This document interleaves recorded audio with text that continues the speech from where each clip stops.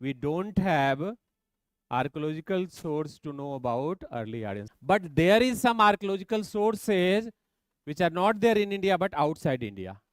तो उसमें कुछ हमें inscriptions मिले हैं. There are some inscriptions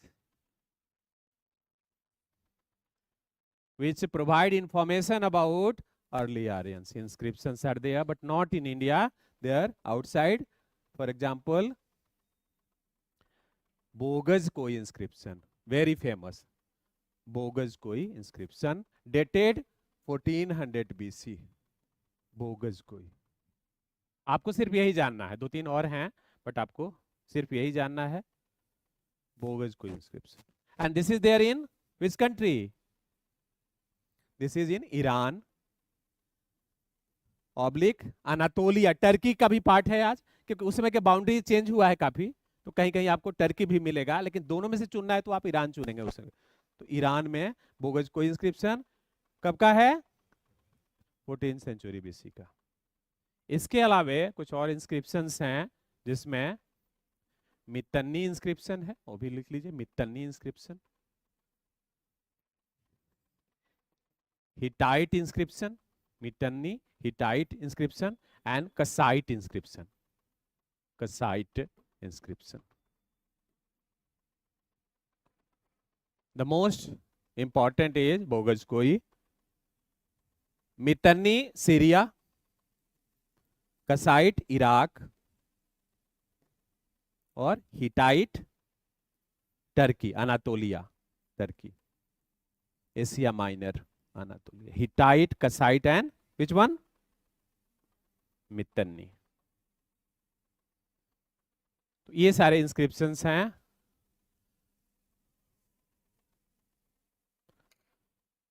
जिनमें कुछ इंफॉर्मेशन मिलता है उन लोगों के प्रति जो वहां भी रहते थे और भारत में भी रहते थे, है ना, सिमिलर लोग थे ये. ठीक है, समझ में आया? बोगज कोई इंस्क्रिप्शन, हिटाइट, मित्तनी एंड कसाइट. ये इंस्क्रिप्शन देखिए टाइम पीरियड से पता चलेगा. 1400, ये जितने इंस्क्रिप्शन हैं ये 1400 बीसी से लेकर 2200 बीसी के बीच के हैं, डेटेड हैं. तो ये वही पीरियड है जब ऋग्वैदिक पीरियड शुरू हो रहा है ना? हाँ, कुछ बोल रहे हैं? 2200 बीसी के बीच के, जैसे डेट लिखा हुआ सबका अलग अलग. जैसे ये जो है बोगज कोई किसमें है? ईरान में है. ये 1400 बीसी डेटेड है, डेटेड.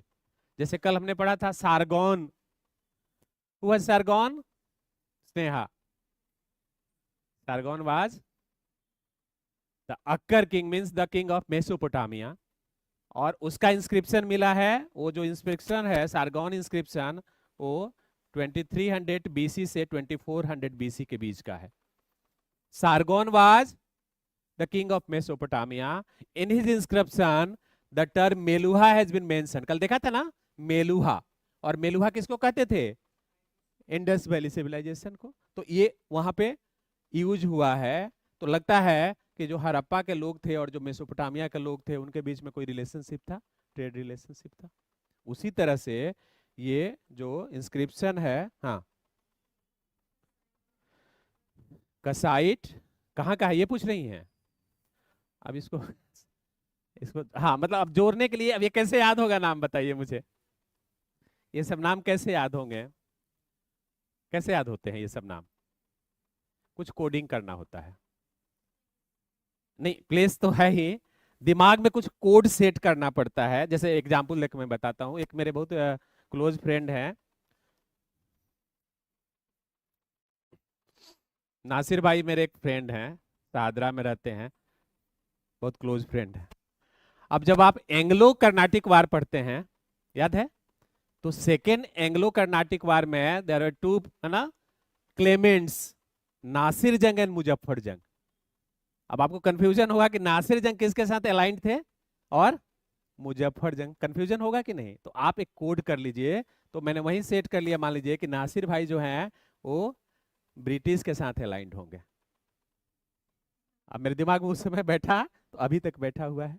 तो जो मुजफ्फर जंग होंगे वो किधर जाएंगे? फ्रेंच की तरफ. French not Portuguese, French versus British. ऐसे आपको अलाइन बनाना होता है। उसी तरह मैंने जोड़ लिया सद्दाम हुसैन को कसाइट इंस्क्रिप्शन से, अभी तक मुझे याद है। बात समझ रहे ना? अब ये उदाहरण देके ये कि माना जाता है कि इराक के जो शासक थे डिक्टेटर थे, कठोर थे, तो उसे जोड़ सकते हैं। तो कुछ भी आप जोड़ सकते हैं, अपने से बना सकते हैं, कोई भी नाम आप लेके बना। कल मैंने बताया था एक स्क्रिप्ट याद करना है। ब्राह्मी लिपि किधर से लिखी जाती है? बाएं से। ब्राह्मी लिपि, तो अगर आप ये कनेक्शन समझ गए तो बाकी मैक्सिमम लिपियां राइट टू लेफ्ट हो जाएंगी, बाएं से। तो ऐसे आपको कोड करना पड़ता है प्रीलिम्स में, ऐसे कुछ चीजें याद नहीं होती हैं, तो कुछ कुछ कोड बैठाना पड़ता है। वो इंडिविजुअल आप बैठाएंगे अपने पर्सनल लाइफ में जो लोग हैं उनको लेके, लेकिन बैक फायर भी करेगा अगर अच्छे से नहीं बैठा है, तो वहां प्रीलिम्स में कंफ्यूजन भी हो जाता है। समझ रहे हैं ना? तो ये सर, तो अब हम लोग को क्या करना है, एक जो इंस्क्रिप्शन है that is very very important, वो क्या है? बोगस कोई इंस्क्रिप्शन। बोगस कोई इंस्क्रिप्शन जो कि ईरान में मिला है 1400 BC का। And why this is important? Because the 4 Vedic gods Indra, Mitra, नस्त and Varuna, they are mention in this inscription, इसलिए इंपॉर्टेंट बन जाता है। The 4 Aryans god, Vedic gods Indra, Mitra, Varuna और नात्स्य are mentioned is बोगस कोई inscription. They are also mentioned in Rig Veda. They are also mentioned in Rig Veda. Indra, Mitra, Varuna और Nasatya. नास्त्य is another name of Aswin god. Aswin means the sun gods. Aswin, sun god. Indra was the god of rainfall and thunder. Rainfall and thunder. Indra किसके देवता थे?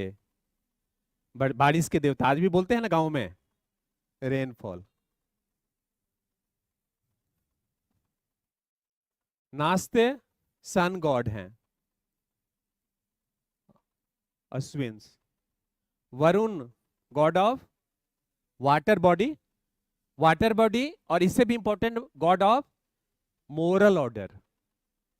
God of moral order, नैतिक व्यवस्था के देवता हैं Varun. Moral order, he was the god of moral order, he was god of water. Moral order is known as रीत, RITA, रीत है। प्रीत जहां की रीत सदा, मैं उसकी बात सुनाता हूं। रीत, रीत मतलब रीति, नीति, कस्टम, प्रैक्टिस। तो ये क्या है? मोरल ऑर्डर के देवता है वरुण। माना जाता था कि जब भी कोई मोरल ऑर्डर को ब्रेक करता था, उसको बीमार कर देते थे वरुण अपने बाणों के द्वारा। Got the point? पनिशमेंट के गॉड हैं, ध्यान रखना है ना? अगर आप मोरल ऑर्डर को तोड़ेंगे, so he would be punishing you. तो ये रीत के देवता हैं मोरल ऑर्डर के। कौन? वरुण। और मित्र वर्ड यूज करते हैं हम लोग। मित्र किसको कहते हैं? फ्रेंड को कहते हैं। आप अपना मित्र किसको मानते हैं? बोलिए, किसको मित्र कहते हैं? बताइए। मित्रता, कल ही मित्रता दिवस था शायद, कल या परसों, ऐसे सोशल मीडिया पे बहुत आया था, फ्रेंडशिप डे। किसको मित्र कहा जाता है? हाँ, म्यूचुअल अंडरस्टैंडिंग। हाँ, ठीक बोल रहे हैं। जिसके नाम पे शपथ लिया जा सके, वो मित्र है। शपथ लेते हैं ना, न्यायपालिका में जाते हैं तो मैं गीता पे हाथ रखकर कसम खाता हूं, मैं कुरान पे। अब कसम क्या खाते हैं पता नहीं, लेकिन खाते तो जरूर हैं। तो मित्र जो है गॉड ऑफ सॉलमन प्रॉमिस होते हैं, लिख लीजिए। शपथ के देवता हैं, गॉड ऑफ सॉलमन प्रोमिस, पवित्र शपथ, सॉलमन प्रोमिस के देवता हैं मित्र, इसलिए मित्र वर्ड आया है। मित्र कहना और मित्र होने में अंतर होता है, समझ रहे हैं? देखिए कितना अच्छा नाम है, हाँ, god of solemn promise, Mitra. तो ये सारे ये जो गॉड्स हैं, they are also mention in Rig Veda and also mention here, and many terms और this gods also mention in Zend Avesta, Zend Avesta, a religious book of Zoroastrianism. Iran में Zoroastrian religion आया था 600 बीसी में, 600 BC. जोरोस्ट्रियनिज्म, Parsi धर्म, जोरोस्ट्रियनिज्म 600 BC. उसकी किताब है religious book जिंदे अवेस्ता। वो भी बहुत सारे टर्म्स को, इन देवताओं को वो भी रखे हुए अपने अंदर, मतलब उस किताब में भी इनका वर्णन है। आई बस समझ में? हाँ, ये रिलीजन है, जरथ्रुस्ट का नाम सुने होंगे, ईरान में ये रिलीजन आया था। जैसे हमारे यहाँ बुद्धिज्म आया, जैनिज्म आया, ईरान का ये धर्म है जोरोस्ट्रियनिज्म। जरथ्रुस्ट बोलते हैं, जरथ्रुस्ट, जोरोस्ट्रियनिज्म। ये पारसी धर्म है जोरोस्ट्रियनिज्म। पारस माने ईरान, पर्सिया, ईरान। 600 बीसी में वहां ये धर्म आया था। तो वहां भी जिंदे अवस्था में भी कुछ चीजें हैं जो यहाँ पे मिलती है।